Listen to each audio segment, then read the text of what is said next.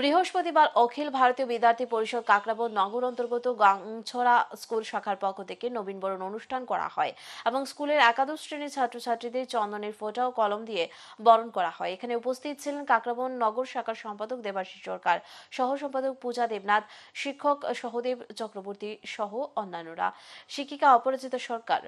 এবং এই কার্যক্রম আগামী দিনেও এভাবেই চলতে থাকবে জানিয়েছেন তারা।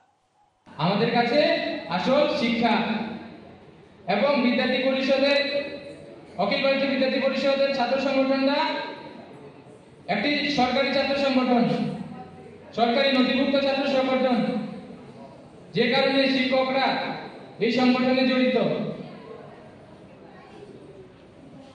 আর বিগত দিনে কি করতো, শুধু বড় বড় নেতা স্কুলের মধ্যে এসে রাজনীতি করার করতো।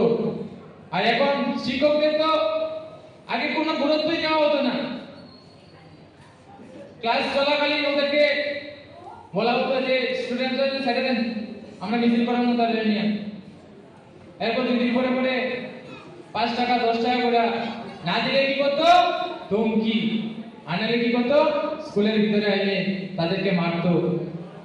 কিন্তু বিদ্যার্থী পরিষদ, এবিভিপি ছাত্র সংগঠন তা করে না, কারণ আমাদের কাছে আসল পড়াশোনা শিক্ষা।